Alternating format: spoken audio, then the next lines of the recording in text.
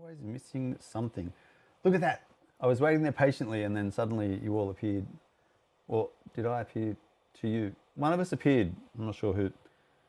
Anyway, welcome to another live session. I've actually got a bit of a plan. Let me flick over. Oh, my plan is gone, of course, because I didn't do the loading up of my mind map. I had to reboot my machine. And in so doing, I forgot to load up the mind map. However, I've got something that I do remember to show you. Remember last time I was looking at upgrading and changing a little bit of the camera. So I have the finished product because Amazon delivered their step-up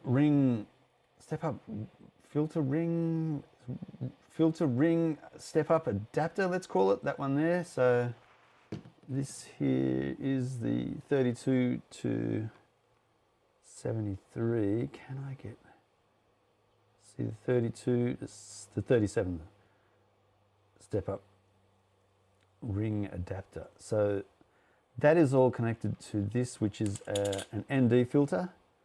And I've marked on here where the different NDs are. So we've got ND 1, 2, 3, 4, 5, I think that's 6 there, 7, 8. So we've got 8 settings, darker to lighter. So variable neutral density, which means it doesn't change the color shift. Keeps the colors the same, but makes sunglasses for the camera. So last time we met, I was doing a little bit of work on this camera, gluing that step up filter ring here on the front of the camera. So that's been araldite on the front there. It's pretty solid. While I was at it, I araldited a small rig cold shoe here, because another thing that's come in with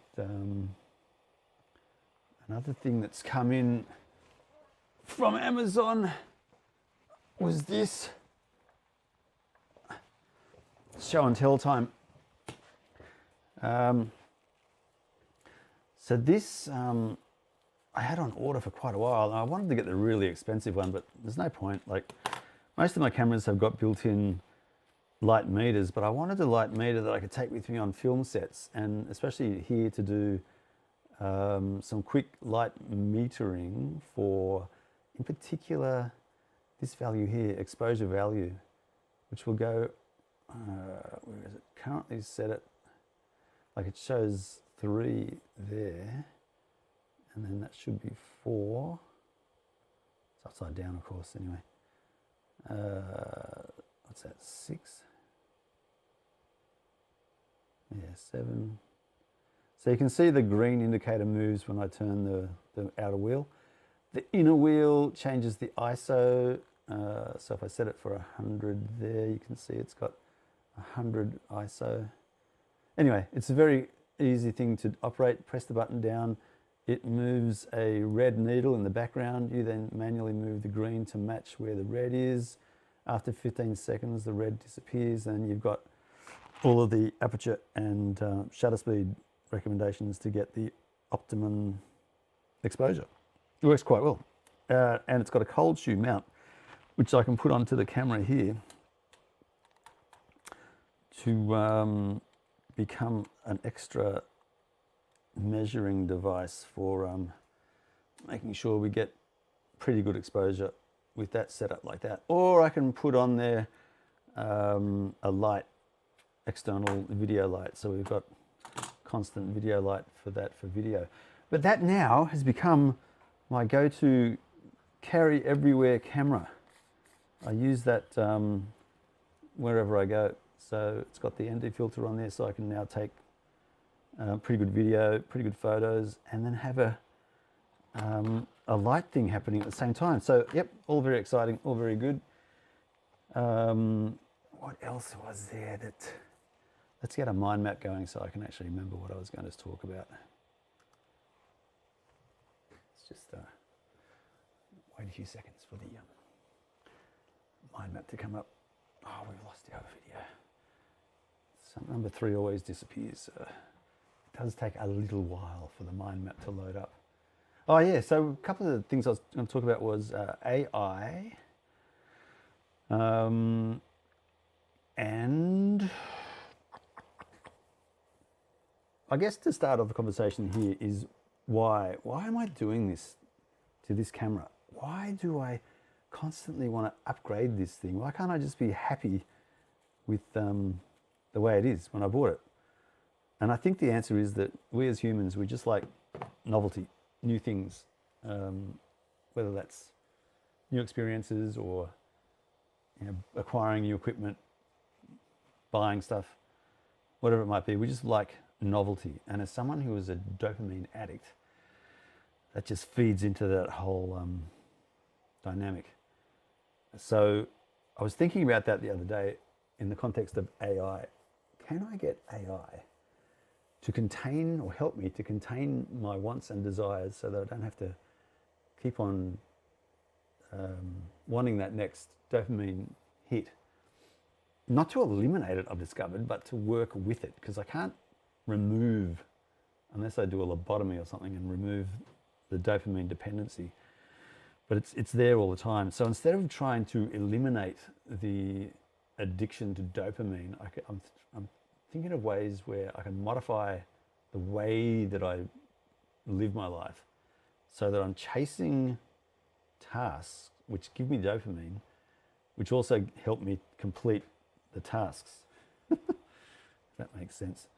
I think that makes sense. So I have a couple of examples that I've worked through to help me do that. So I'm going to look at the example of using this when I'm just on my own and coming up with ways to make my dopamine satisfaction be satiated, or my desire for dopamine to be satiated. Then I'm going to look at how I got AI to help me and the outcome of that in a totally separate context, which is around a solar system, electrical solar system on the house. How's it all connected? Let's have a look. I'll show you how it's connected. All right, so when it's just me, without AI helping, and I just use my own kind of logic, my built-in ideas that I've come into the world with, then what I think of is making things and creating things and modifying things like what you've got here. And this sustains me for quite a while. Like I get a joy out of fixing up something which has got a limitation and then making it handle the limitation in a way which either enhances the whole experience or takes care of that limitation and is no longer a limitation but more of an enhancement to an object. And that's what's happened with this. This gives me joy, but then as soon as that enhancement has been dealt with, then I get bored again, and I'm looking for the next big thing to satisfy that dopamine hit. So it's a bit of a never-ending cycle. So I thought, okay, let's address that. So how do I address that? And I can't address it on my own. It's like I couldn't come up with a system. I tried getting a system going on my own, which would kind of alleviate that, but it never really worked in the long term. So I thought, AI is there. I might as well use it. And I used to subscribe to AI. I think it was ChatGPT. I was spending $30 a month on a subscription, but it failed. And I know now, for me, how I use AI is a better way. Rather than farm out thinking to it and logic, which it cannot do, by the way, I'm treating it more as like a blackboard or a whiteboard, but with textual, conversational type inputs and conversational and text outputs. So it's like a something I can throw ideas at and have ideas come back at me with a different take. It may not be logical, it may not always be good, but at least it gets me thinking about, okay, so this is another perspective which I haven't thought about. And that seems to be working quite well. So I'm using AI more as a wall to bounce ideas off and see what comes back, not a solution. So I did that with AI, and I explained to AI how I want to get systems in place. I'm a systems thinker. I realized long ago that my motivation alone is not going to get me through boring tasks. I've got to get an enjoyment or gamify tasks to make me want to do it. Because if I wait for me to be motivated to do it, it just will not get done, or it will get done, but it'll be way too late. So I've gamed my own system internally with some assistance from AI and other books that I've read as well on this matter. And so the approach that I've got going now is to break up tasks and run it through a filter. And the filter that I've got for me that is working currently is a daily kind of question that I filter everything through. So I've got an aim for my life, and there's kind of 4 sentences which describe the aim. So let me share. I'm going to share my screen so you can see. Yeah, let's do it this way so you can see what I'm talking about. So if I put that there. So in my mind map, this blue box here that we're looking at is that thing that I'm talking about, where we can run through a filter what it is I want to do. I've got probably the wrong view there, haven't I? I wonder if that's the better view. I don't think I can get another view, to be honest. Let's have a look. Yeah, I don't think we're going to get a better one. This one might be better. Yeah. So what I do is every morning now I'm looking at running through, reminding myself what it is that the aim of my life is going forward. So it's care for people, improve the system, and it could be plural there, 2 systems, create meaningful assets, and leave a positive legacy. So they're the overall aims of what I want to do with my life. Before starting work each day, I ask this: what action today most directly contributes to caring for people, improving the system, creating meaningful assets, and leaving a positive legacy? So it's rearranging these 4 points into a question, and then asking myself, and I'm calling my latest business idea the sound guy, what is the smallest completed asset or improvement I can achieve today? So everything I do in terms of planning, I put it through that system. I've got to then remind myself, okay, just trust in the system, don't get sidetracked. Complete the next asset. So the asset is the next sub goal, mini goal, thing that I want to get done in the day. And ideally, it should be something which is going to work towards passive income. So I'm with the sound guy. I'm trying to make music now where I can sell that to TVs, movies, or content creators for Foley, sound effects, background music, horror movie type sounds and things like that. So they're the assets I'm talking about. So digital assets I can put into my Substack website and then sell that to people around the world. And then continuing on, learn from the result, improve the system, and then repeat. So it's part of a W. Edwards Deming idea, which is plan, do, study, act. It's a cycle where you run through processes and systems to do a continuous improvement exercise on that to get better and better and better at what I do, no matter what that is. So that's what is kind of guiding me on a day-to-day basis, and it actually motivates me. That little system there is the first thing I see in the morning. It motivates me to stay focused on what it is that's going to help me in the future. So for future me, this is going to help me a lot. And I remember when I was really firing in my 20s, that idea is what actually helped me succeed the most, was thinking about things like going to uni, working in a job. How's that going to help me in the immediate and near and mid and long-term future? And it kept me on track. Somehow I've lost sight of that. I don't know how, but anyway. So that's what I'm running through now. That's what we're up to, in case you're wondering, this part of what's going on. So the AI helped me develop that kind of an idea, and there's many more steps to that, but that's going to be the main thrust of planning, going forward. And I'm finding it really helpful personally for me. so that's getting AI to help me. I also used it in an exercise which I kicked off before I did this planning thing. I knew we needed to act fast on getting a solar system installed and make use of the government rebates to make it a worthwhile exercise. I'd looked at solar panels and solar installs, maybe 5 or 10 years ago, and I realized to be totally self-sufficient off the grid, I would need around 75 kilowatts of stored energy, stored electricity, to maintain a system that I could run in the middle of winter, where you get some sunny days and some cloudy days, to last between 3 and 6 days. I estimated 75 kilowatts was what was needed to have sufficient power for our household for between 3 and 6 days, about a week.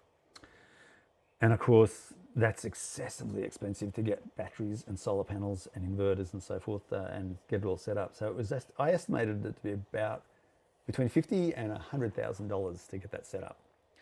And then, because of the cost of solar panels coming down, batteries, and the cost of batteries coming down, and the government rebate to subsidise installers to make it cheaper to install all that, I realised when I ran into a guy who got some solar installed in his place that I could probably get it done for around about $13,000, which is what happened. So I got a really big battery and as many solar panels as I could fit on the roof of the house, and installed solar. So we did it, and it cost around about $13,000. So it was really good. The idea being that we would then obviously run the house off the battery, and I'm still not too concerned about feeding electricity back into the grid, trying to get money back that way, because that just seems, that train has come and gone, let's say.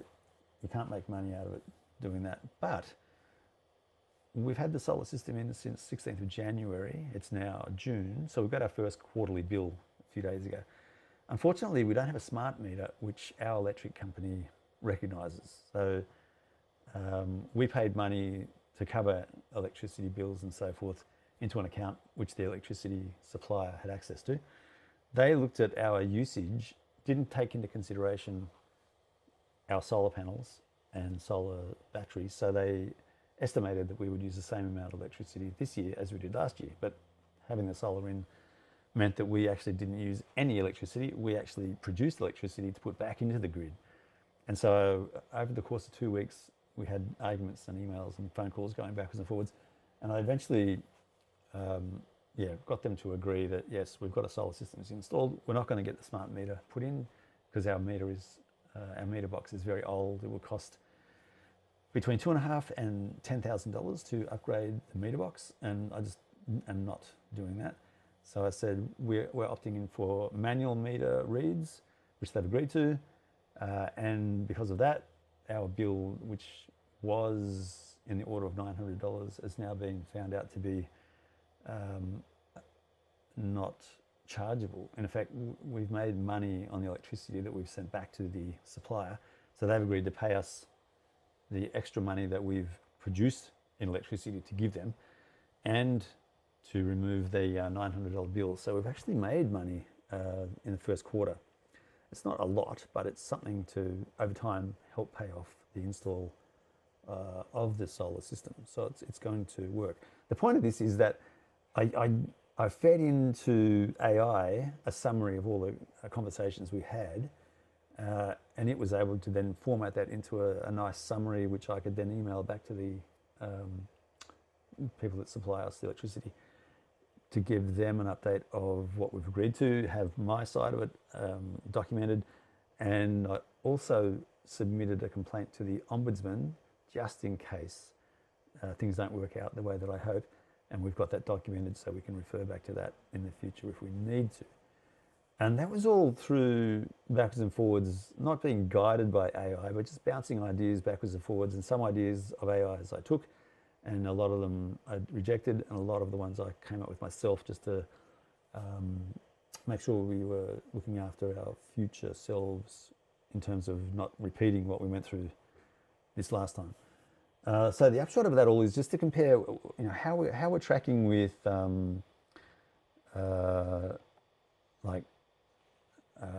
using AI using AI,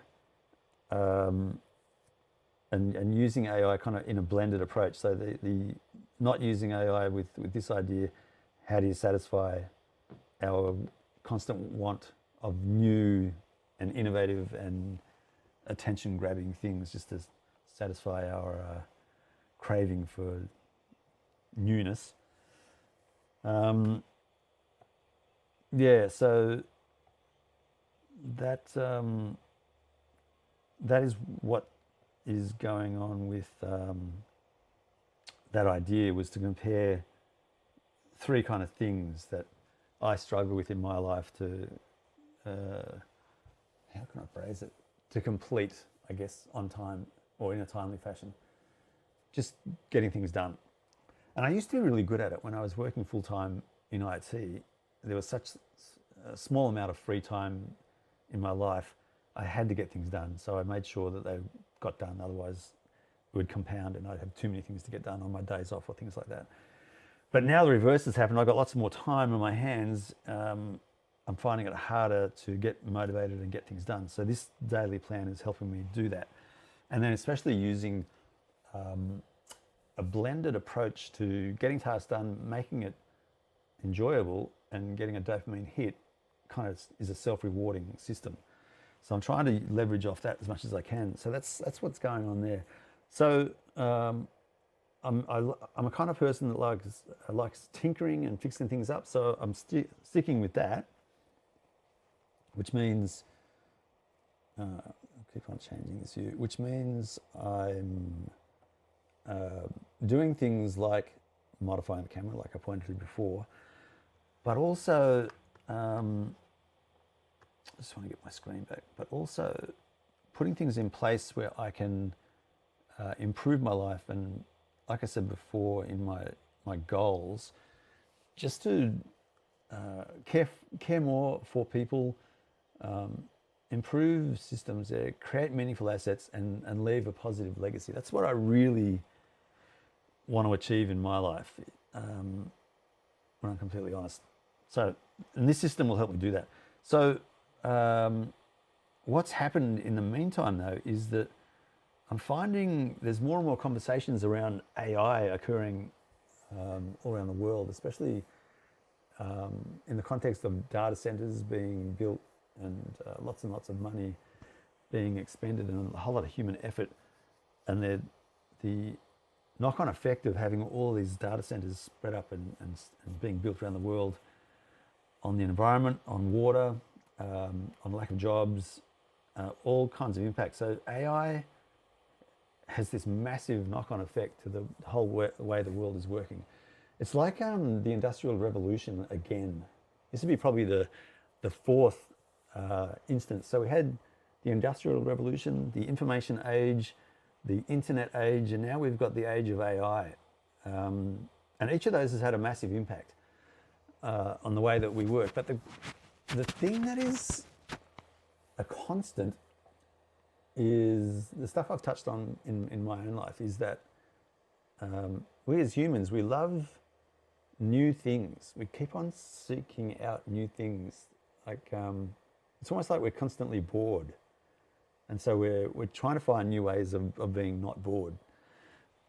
And so that is a constant. But with AI, it's really interesting, the conversations going on around AI, especially in that context, like I mentioned, jobs being taken and the impact on life. And we're right in the middle of it. And I don't think anyone's got any answers. So all I'm going to do right now is try and use AI the best I can. And this is one of the ways that's come about. And so the upshot of it all is, on my own, I can do things like this and modify and fix things up to the point where it's innovative and new, and it keeps me from being bored and a pain in the ass on the streets, so to speak. But I'm liking the way that AI can be used to help us think through things when we use it as like I said before, a whiteboard or a blackboard or a wall that we can throw ideas on and then see what comes off and whether we like what is being suggested. Because the last thing I think we should do with AI is have so much faith in it in the way that the scientists and the people who are setting up AI want us to. It's not intelligence at all.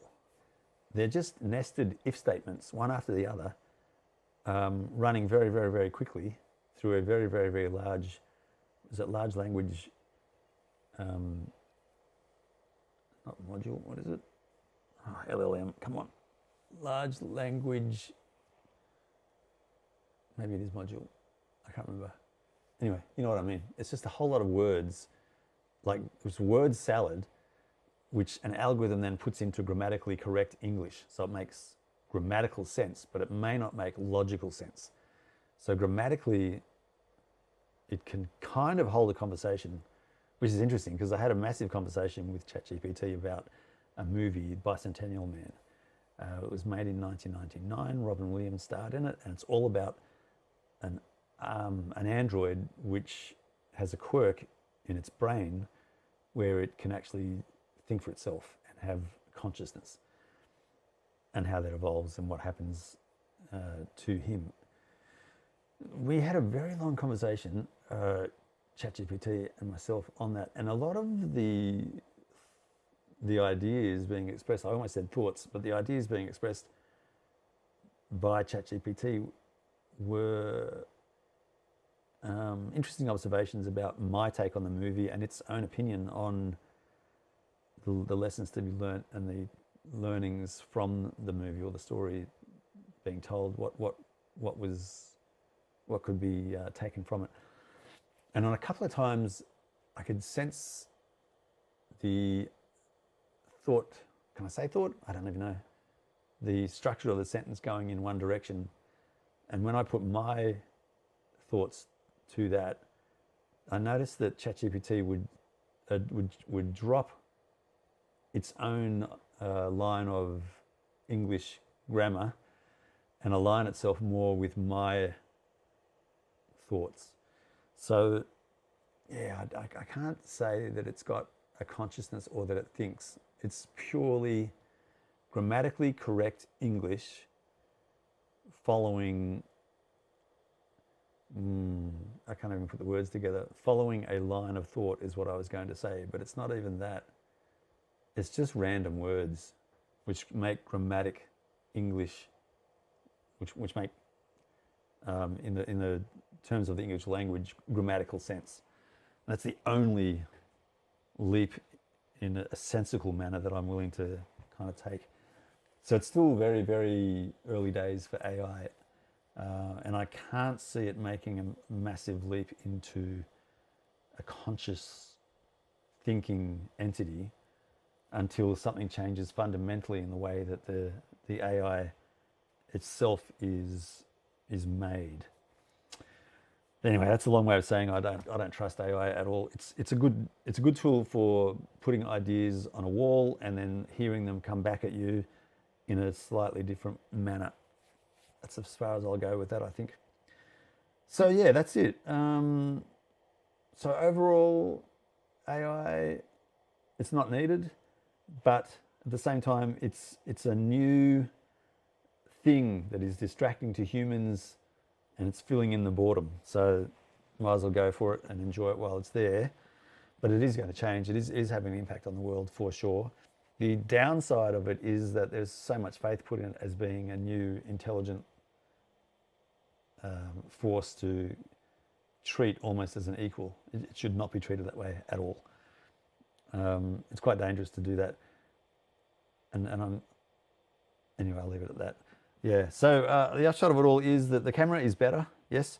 The plans that I'm working on using this system of rewarding dopamine for tasks hit is working so far. It's only been 2 weeks, but I can see that there's good progress already being made. I'm making plans actually into tasks which have been completed. So that's what the goal of the whole thing was. That's working.